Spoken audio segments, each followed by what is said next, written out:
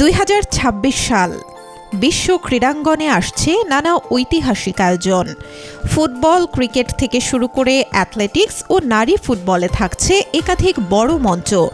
নতুন বছরে বিশ্ব ক্রীড়াপ্রেমীদের জন্য অপেক্ষা করছে উত্তেজনা ও রোমাঞ্চে ভরা এক ক্যালেন্ডার।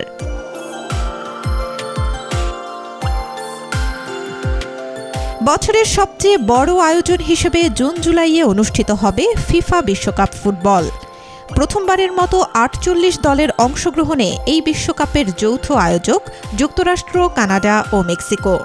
দল সংখ্যা বাড়ায় টুর্নামেন্টটি হবে আরও দীর্ঘ ও প্রতিদ্বন্দ্বিতাপূর্ণ।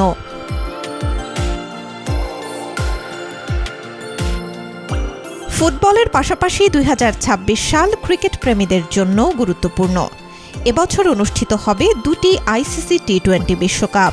ফেব্রুয়ারি-মার্চে ভারত ও শ্রীলঙ্কায় বসবে ছেলেদের টি-20, আর জুন-জুলাইয়ে ইংল্যান্ডে বসবে নারী টি-20 বিশ্বকাপ, যেখানে বিশ্বের সেরা নারী দলগুলো শিরোপার লড়াইয়ে নামবে।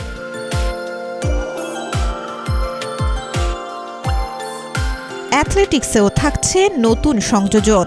এবছর প্রথমবারের মতো আয়োজন করা হবে ওয়ার্ল্ড অ্যাথলেটিক্স আল্টিমেট চ্যাম্পিয়নশিপ। এই প্রতিযোগিতায় অংশ নিতে পারবেন কেবল অলিম্পিক, বিশ্ব চ্যাম্পিয়নশিপ ও ডায়মন্ড লিগের বর্তমান চ্যাম্পিয়নরা।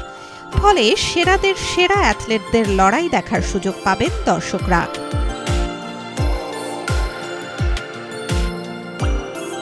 বাংলাদেশের ক্রীড়াঙ্গনের জন্য ২০২৬ সাল হতে যাচ্ছে গর্বের বছর। প্রথমবারের মতো নারী এশিয়ান কাপ ফুটবলের চূড়ান্ত পর্বে অংশ নেবে বাংলাদেশ।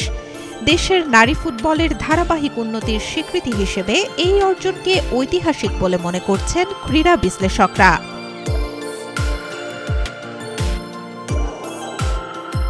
সব মিলিয়ে ২০২৬ সাল বিশ্ব ক্রীড়াঙ্গনে স্মরণীয় হয়ে থাকার পথে।